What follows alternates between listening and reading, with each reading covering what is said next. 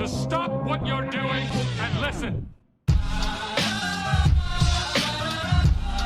Hello and welcome to episode 56. I am MOSH, and I'm going to start this off with sad news. The death of Kobe Bryant and his daughter Gianna. They were involved in a helicopter crash on their way to a youth basketball game, and everyone on board died. And I want to say the names of everybody on board because a lot of people are focusing on Kobe, and I mean, he's very famous. I mean, it's understandable, but a lot of people fail to mention the other people, so I will mention the other people. So you had Kobe and his daughter Gianna. There was also John Altobelli, his wife Carrie Altobelli, their daughter Alyssa Altobelli, who was teammates with Gianna.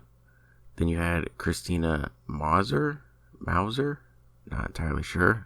She was an assistant coach. Sarah Chester, her daughter Peyton Chester, who was also a teammate of the other two. And then the pilot, Ara Zobayan. So those were the 9 people.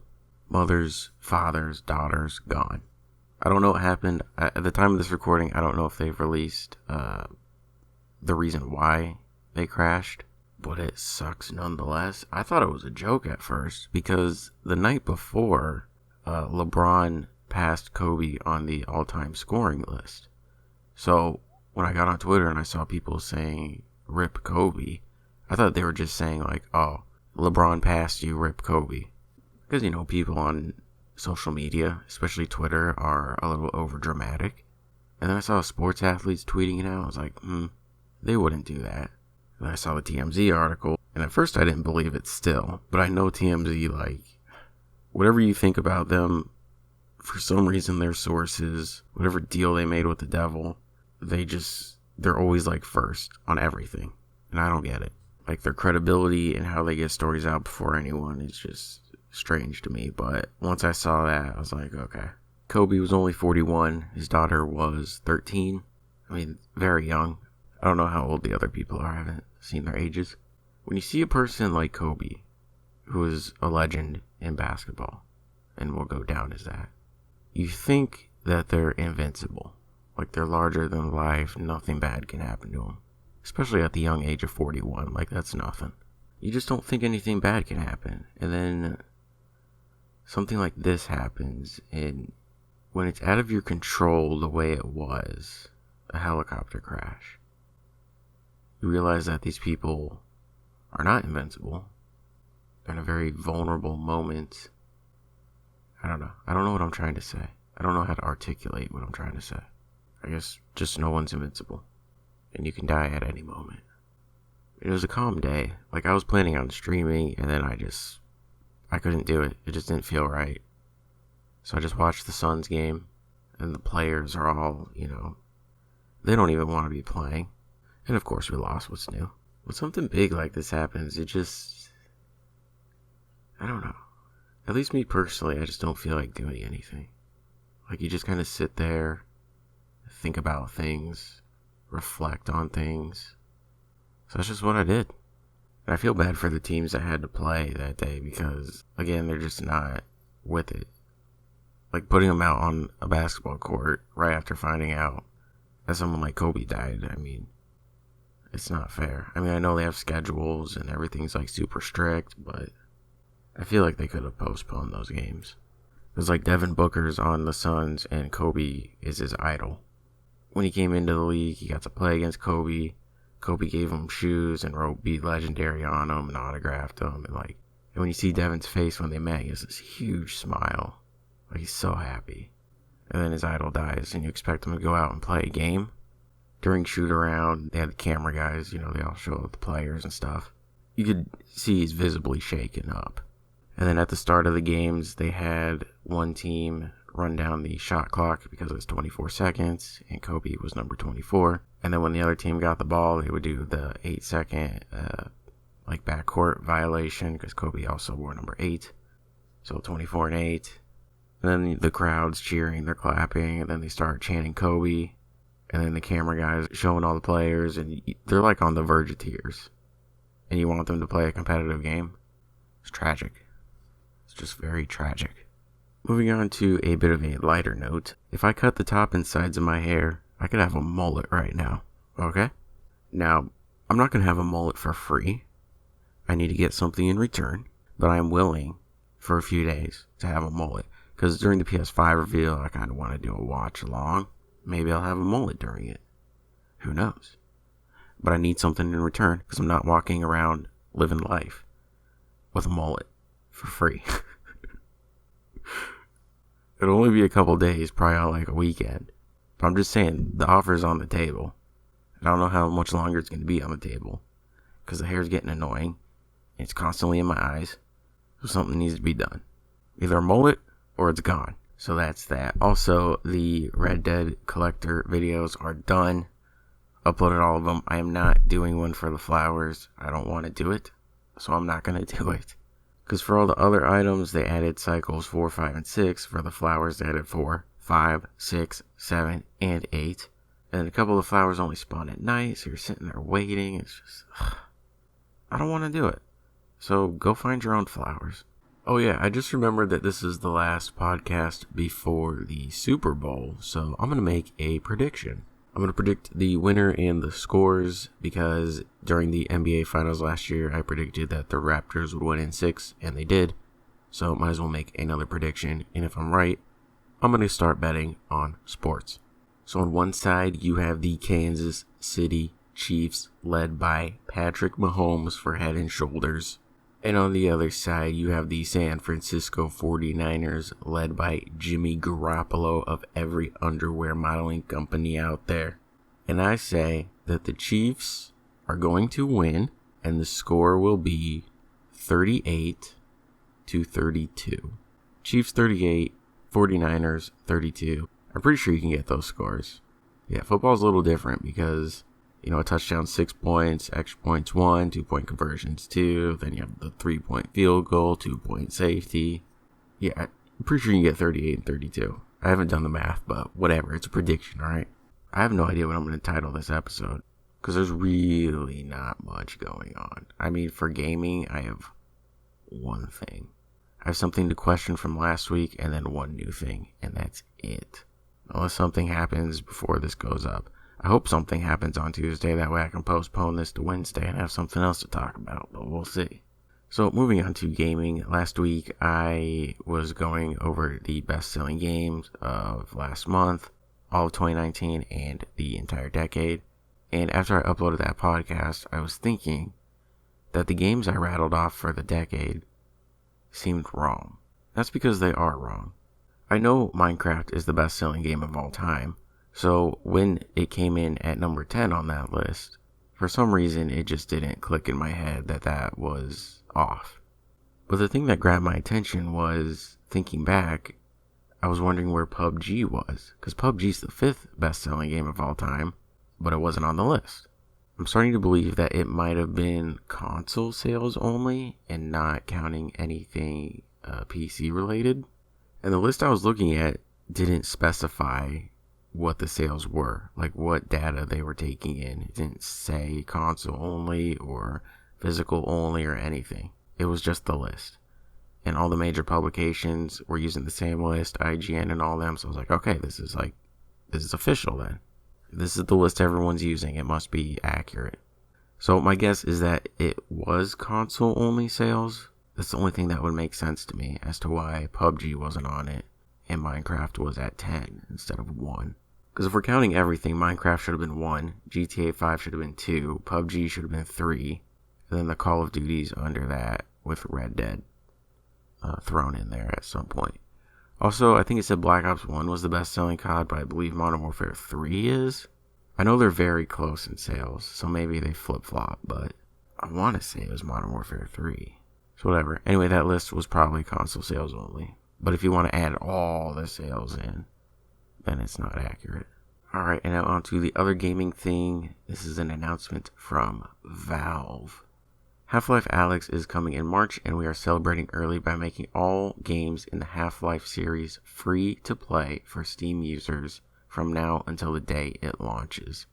If you already have Steam installed, you can click the following links to start playing now. I'll put a link to this in the description, which you can then click on the link, and then you'll see the other links within the link that I linked. in the description. So you get Half-Life 1, Half-Life 2, Half-Life 2 Episode 1, and Half-Life 2 Episode 2 for free. Half-Life Alyx is set before the events of Half-Life 2 and the episodes, but the games share characters and story elements. The Half-Life Alyx team believes that the best way to enjoy the new game is to play through the old ones, especially Half-Life 2 and the episodes, so we want to make that as easy as possible. Also, Half-Life Alyx is a VR game, so if you don't have VR, do you need Valve VR, or can you use it on any VR system? I don't actually know. I remember I talked about this before and I already forgot. Oh well. Anyway, Half-Life 1, 2 Episode 1, and 2 Episode 2 for free by following the link in the description. You have to have Steam, obviously. Alright, let's hop into the rumor mill. These rumors are about Silent Hill. So as we know, the previous Silent Hill game was supposed to be made by Kojima, and then Konami, and the falling out, didn't work out, all that stuff. Well, according to rumors, and again, just rumors, there are apparently 2 new Silent Hill games in the works. One is a soft reboot of the franchise, and the other is supposed to be kind of along the lines of a Telltale game or like an Until Dawn style of game, which would be interesting. If they made a Silent Hill like Until Dawn, I'd be into that, because I really liked Until Dawn until the end, because I accidentally killed everyone. I was trying to keep everyone alive until the end, except the one person I was trying to kill. And I was like, okay, this option's going to kill them. They live. This option's going to kill them. They live. So I was like, forget it. Everyone lives. And then the one stupid decision I make at the end kills everyone. It's just like, Jesus, come on. Actually, one person survived. And you know what? If that was real life, I would have made the same decision. So basically what I'm saying is, if we're ever in a survival situation, I'm probably going to get everyone killed. On accident. So yeah, a Silent Hill game in that style would be cool. Also, the Telltale thing with like episodes might be interesting. I don't know.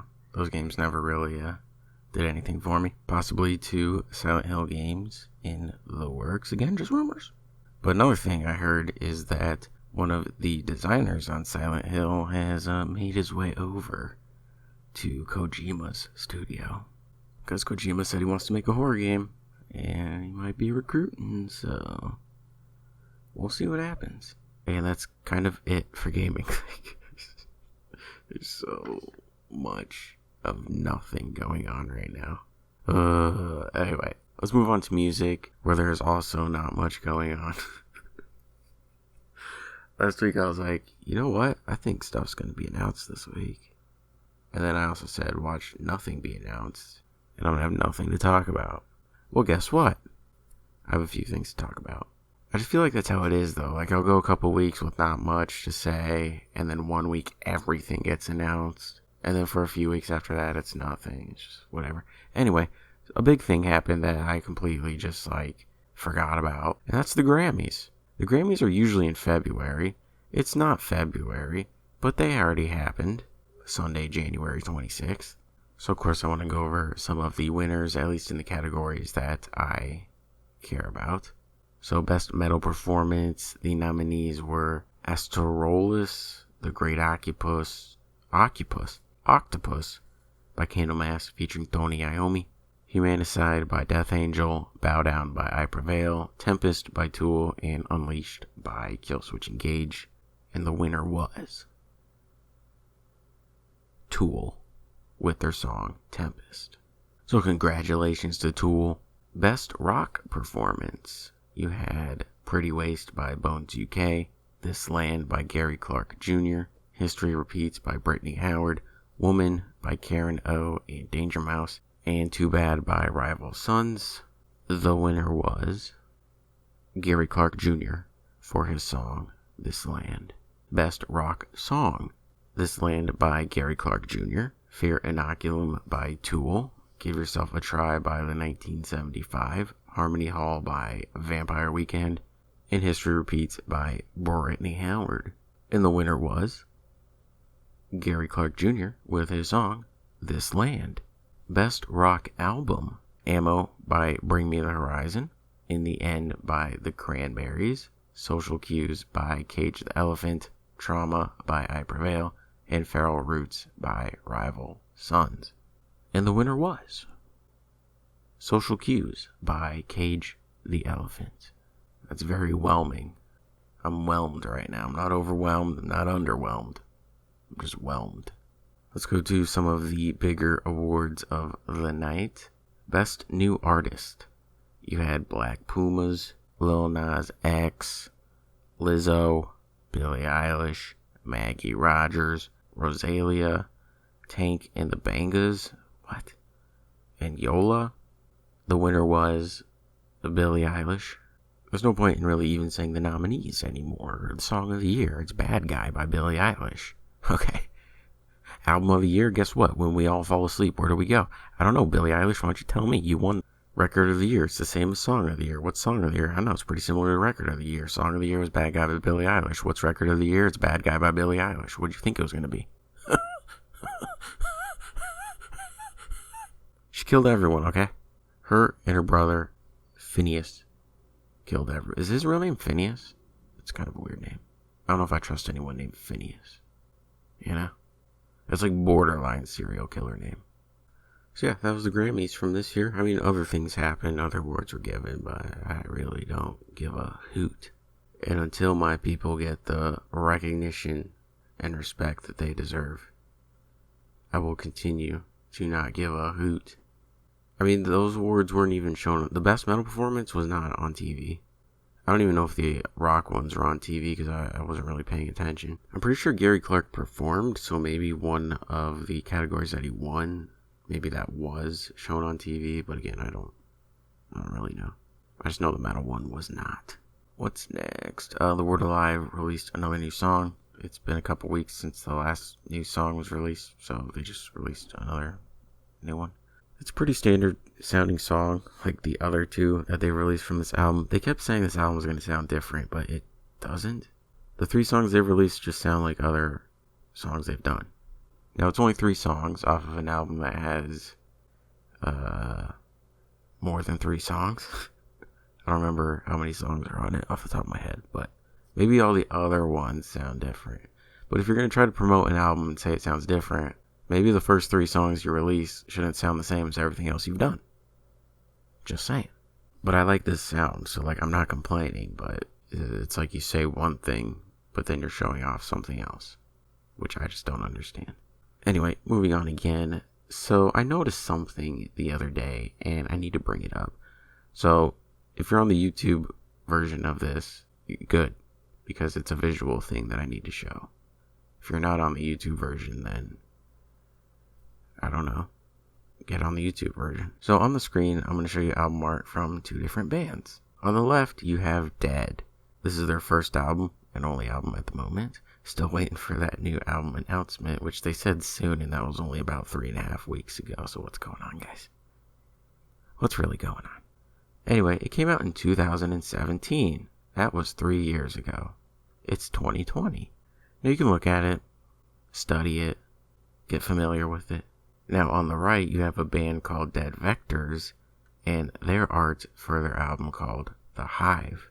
And this coming out in 2020, 3 years after 2017.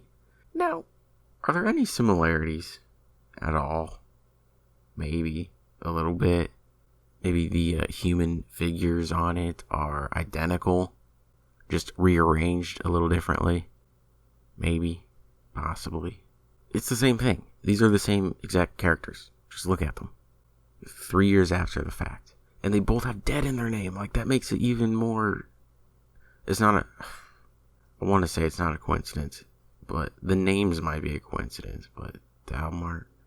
Now, I don't want to put all the blame on this Dead Vectors band. I don't know who they are. Maybe they hired an art person, and that person threw this up, and they're like, cool. Because you can't know every album art that ever exists.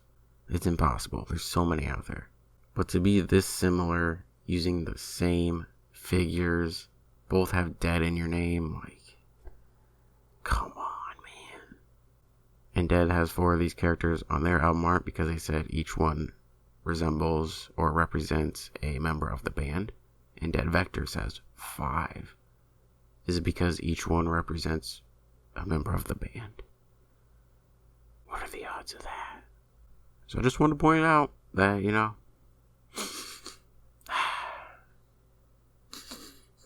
something fishy's going on.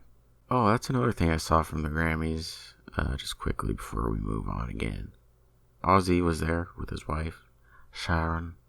They gave out a couple of awards. I think Sharon, instead of saying DJ Khaled, I think she said DJ Khalid. So that was cool. But Ozzy was recently diagnosed. I don't know if it was recently diagnosed, but the news recently came out that he has Parkinson's disease. He's walking with a cane. He's walking very slowly. And, just throw him out on tour. So moving on to the weekly pick of the week. We got a little documentary. I don't even want to call it a documentary because it's only 8 minutes long.